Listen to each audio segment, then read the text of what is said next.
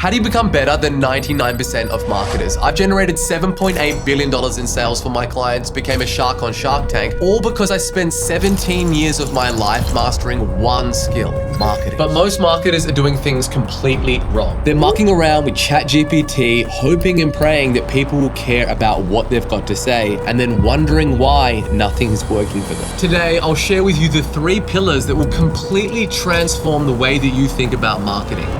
Which brings us to step number 1. Most marketers think that all they need to worry about is having the sexiest ads and the prettiest funnel, and they obsess over these things like crazy. They think about, what is the most perfect ad account structure? What's the latest way to structure my Facebook account so I get the cheapest cost per lead? What are all these little bells and whistles that I can add to my funnel? And that is the reason that they are broke. Instead, what you want to do is you want to spend 80% of your time just obsessively researching your market. And I'm talking about signing up to the biggest Facebook groups into your community, going on to Reddit and reading all of the subreddits within them, and stalking these customers so you know their every single move. Because in marketing, the most powerful thing is not how you say things, it's what you say in the first place. But most people, they read a few copywriting books, they fall down the rabbit hole of direct response, and then they just mindlessly obsess over how to say the thing and not what to say. You want to create certain mechanisms in your business that allows you to constantly gather first market intel, contact forms, right? Have really rich data for when somebody books in a call with you, and then have a place that you store all of that, and then use AI to mine all of those data and to read all of those comments and to make sure that you're seeing where your market is, because markets move, things shift, new technology comes out, new competitors come in. So it's not something that is static. It is something that you constantly need to do to have your finger on the pulse so that all the words that you're saying in your marketing, they strike like lightning and people read it and they're like, oh shit, it's like this person hacked into my Gmail account. They know exactly what it is that I'm thinking about. They know what keeps me up at night, tossing and turning when I'm unable to sleep because I've got this problem. And when you understand this thing and you really zero in on the bullseye of that market because you know what it is that they want, it makes everything pull its head off. Your funnels start converting like crazy. Your ads get CTRs that are just absolutely through the roof.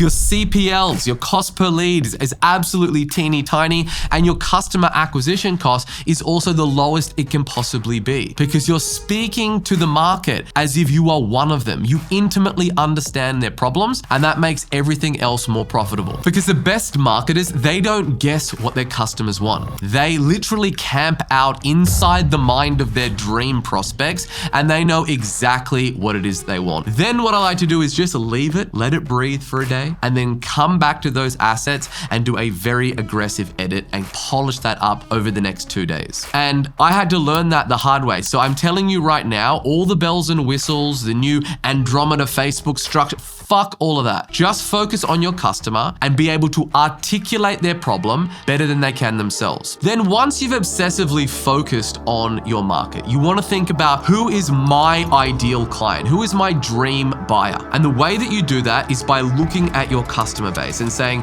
what are the 20% of customers that are giving me 80% of my profits? And that is true for any business. This number exists. Obsessively focus on those 20% of customers and architect your entire funnel around that. The ads, the landing pages, the VSLs, and the offers. Yes, forget about everybody else in that market. You will still get them, but when you focus on one dream buyer, it makes your message literally cut through the market like a hot knife to butter. And that's where people feel like, hey, this person is literally speaking to me. They're not speaking at a whole group of people. They are just speaking to me, and they understand me so intimately. We want to mindlessly focus on how they feel and where they want to go. Then once you identify that, in any given market, you have what I call a Colosseum keyword. And it is a keyword that is the center of your market. And there's typically 2 to 3 in every market that represent 80% of the search volume in my market. For instance, if you're a buyer's agent, it might just be the word buyer's agent plus location.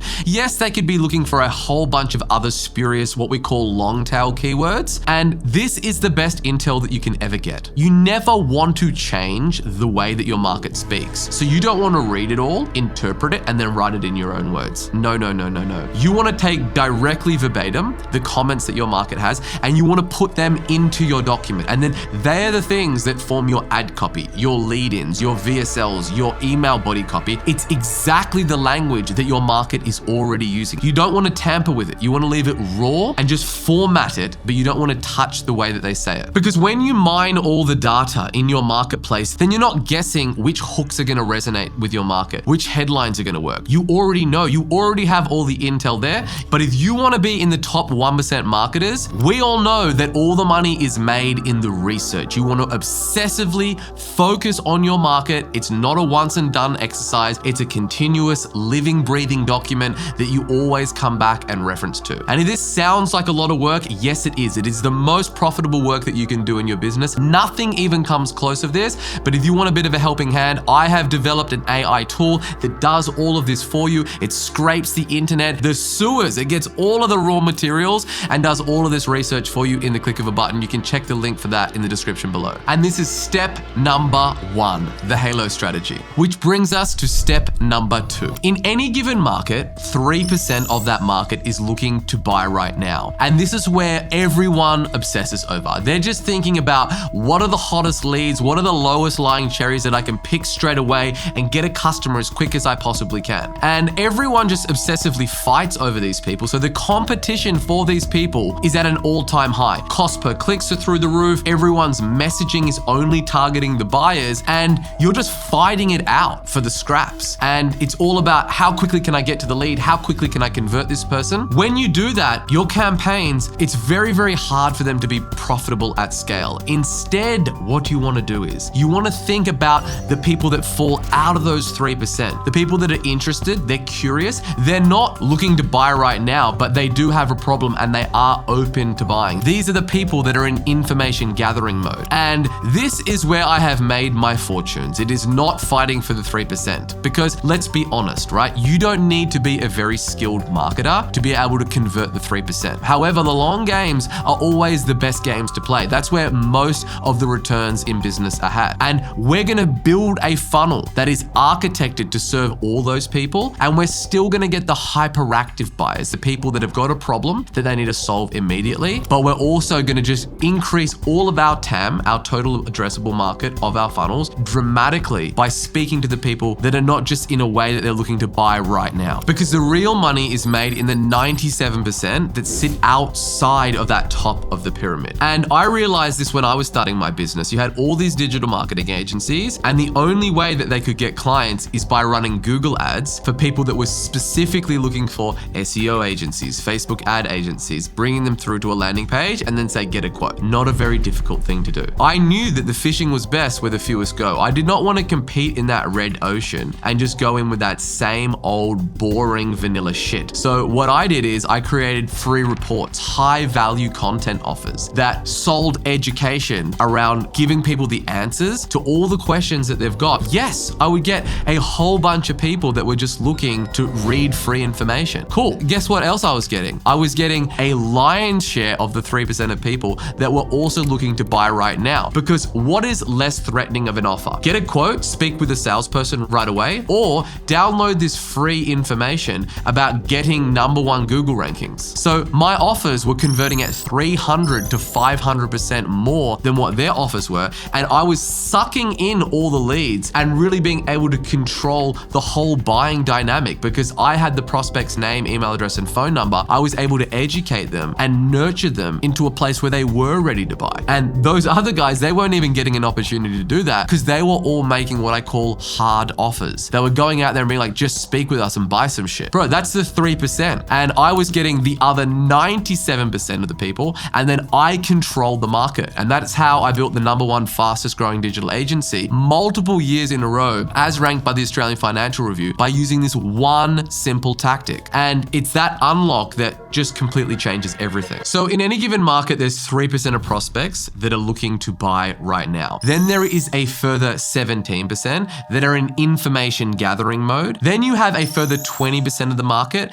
that are problem aware, but they're not out there actively looking for solutions to their problem. And then you have a further 60% that aren't even problem aware, i.e. they don't even know that they have a problem yet. They're not searching for solutions. And your job as a marketer is to slowly move each section of that pyramid up and up and up. So instead of just fighting for the scraps, fighting for the 3%, which everybody does, we're focusing on the entire pyramid itself, and we're using our marketing and our funnels as a mechanism to take that prospect from where they are right now and then move them up to a place where they're actually ready to buy. Because in all markets, you have what I call 3 oceans. You have first the red ocean, and this is where 99% of people compete. It's again the people that are looking for a quote, the people that are looking to buy right now. Then we have the orange ocean. Now, there is still competition here. It is very much attention driven, but it's not so price sensitive. And these prospects, they're not out there just looking for an offer, right? They're looking for proof that what you're saying actually works. These guys have probably tried 1 or 2 existing solutions to whatever it is that you're selling. They are a buyer, but they're not just gonna go in, eyes closed, and trust everything you say. They're gonna be looking for more proof. There's a little bit more skill that it takes to operate in this market, but again, it's also infinitely bigger than the first time buyers of 3%. Then we have the blue ocean. This is where I like to operate. It's why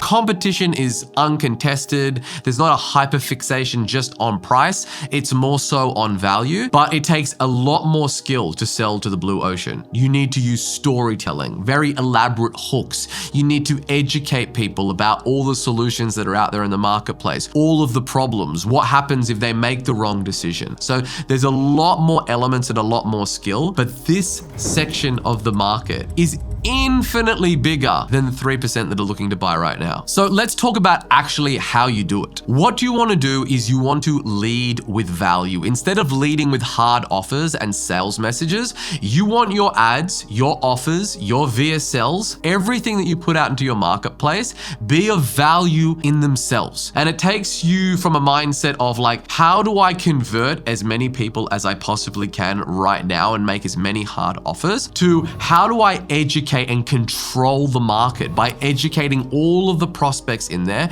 and by controlling the buying criteria. And that way you get to speak to the other 97% of people in your market rather than just speaking to the 3% that are looking to buy right now. But here's the problem. Most people stop here because even if you know all the right things to say, you can still get ignored by prospects if you don't know how to stop them from scrolling and actually get them to pay attention to your marketing, which brings us to step number 3. The internet is a wild and chaotic place, and you're not competing with your competitors for attention. You're competing with all the other alternatives that exist that are infinitely more entertaining than the boring shit that you've got, right? Because you're trying to sell some stuff. So instead, you have to be fully aware that your offers exist on the internet. Now, I know that sounds very elementary. It is a fundamental thing that everyone just ignores. So instead of thinking about what is the stuff that you've got to sell, you've got to give the market what they want, where their brain is wired to go to. They give them that dopamine hit. And that's what I call giving your market crack in order to actually do what I want people to do, right? Which is to consume my ads, just like they're consuming other stuff. And it was that pivotal shift that just dramatically increased my conversion rates through the roof, because consumption precedes conversion. If you want people to convert, they've got to consume the message. And unless you're thinking about your ads and your offers in this way, then you're always going to be in the 99% of lame marketers, and you're never going to really cut through. Because the most undervalued asset in the world right now is attention, and it is the currency of the internet. So in order to buy that, you need to know how to operate in the marketplace. And the first thing to do is just to be a student of markets, to spend time on these platforms, see the type of content that is rewarded. What you will notice is the content that does the best is the most dramatic. It is the most polarizing. It's the thing that disrupts the scroll, gets people to pay attention to whatever it is that you do, because the human brain is a pattern recognition machine. All we do is just go through patterns all day long, and anything that seems new and novel is a threat to our existence. We're like, whoa, whoa, whoa, this seems new. I better pay attention to this, otherwise my existence would be threatened. If you're not trying to disrupt that pattern, then you're never going to get people to stop on their newsfeed and pay attention to whatever it is that you're doing. So the very, very first rule that I have, it's to make your ads not look like ads. Because what most people do is they sit down and they think, how do I make an ad that stands out? If it looks like an ad, you're dead on arrival. It's already done. Finish. It's over. People don't want to watch ads. That's why millions of people have ad blockers and shit, or immediately scroll past your ads. So what you got to do is make your ad not look like an ad. Make it look like native content that already exists on those platforms. And another key way to make your ad not look or feel like an ad is to talk to your prospect like they are a human. Speak in a way that you're speaking to an individual and not a group of people. You don't need to be buttoned up. You want to use the exact language that your market uses and make sure that the thing feels like a human has actually written to it. The next thing that you want to do is you want to deeply research all of your competitors, get all of their ads, chuck them in a swipe file, look at their VSLs, look at their funnels, look at everything that these individuals are doing, look at them all and go, I need to make sure that I'm doing the opposite of this. If you're doing the normal, boring shit, wooden background, like two different kind of LED lights colored in the background, just like a talking head VSL, it's already over. Sayonara. Goodbye to you, right? It's done. Because you're never gonna stand out. That's what everyone's doing. And guess why everyone's doing it? Because it's easy. Anything that requires effort is your moat. So just do things that are different to what everybody else is doing, and people will start to reference that on your sales call. So they'll bring up, oh, like you're the person that was riding around the elephant on your ad, right? You were on the unicycle, you were, topless, you were whatever it is. They will know that you're different because by definition, everything that you're putting out is different. Next up, what we want to do is create an irresistible offer that is the bait, that brings people into your world. The way that we use a high value content offer, which is just that, it's a piece of content that you put out to your marketplace that has incredibly high value. It allows you to tap into the way the human brain is wired. They want to get something and get an instant fix. So that's what you're going to give them. They give them your name, email address, and phone number, and then you get an instant free report delivered to your inbox with answers to your most pressing problems without having to speak to a salesperson. And that's exactly what we're going to tap into with our offers. But even once you've done all of this, you've followed Captain Subi's advice, you've gone through this video step by step, you think, I am ready to go out there and get some leads, get some customers. No, you are not. Because even if you have all that stuff in place, you need to hijack their attention in the chaotic blizzard that is the internet. And the way that we do that is headlines that literally grab our prospect by the throat, stop them from scrolling, and it forces them to pay attention. Because your headline is the thing that's going to get seen more than anything. If you get everything else right, but the headline is wrong, it's still dead on arrival. So we need to spend a disproportionate amount of our time thinking about the headlines, writing the headlines, testing all the different variations of the headlines. And the place that I like to go to get inspiration from my headlines are the most widely visited websites in the world. Like I like to go to gossip websites, news sites, or look at gossip magazines. You know those trashy magazines that you see at the supermarket aisles just before you check out? I go into supermarkets just to see those things, take photos of them, find winning headlines. The first thing that your headline needs to address is the information that you're presenting is urgent, because if it's not, they're just going to keep scrolling. So you need to answer the question of why is this information urgent for me to look at right now? Then you need to look at what is unique about this. Is it something that I've seen 1,000 times before, or is it unique and new information? Then the next thing is it specific? You can't be talking in just loose generalities. It needs to be hyper specific to the exact problems that your market has. If it's not, people will just keep on going on and ignoring your message. Then we have useful. How is this information that is urgent and that is unique useful to me? How is my life going to be better after giving you all my attention and actually reading whatever it is you're asking me to read? And that is how you give your market crack, which is step number 3, giving your market crack. But here's the thing, even if you get all of this stuff right, it's only going to take you so far unless you know how to craft what I call a Godfather offer. So I made a video that walks you step by step on exactly how to do that here. Go check that out now. Stay dangerous, take action, and I'll see you on the other side.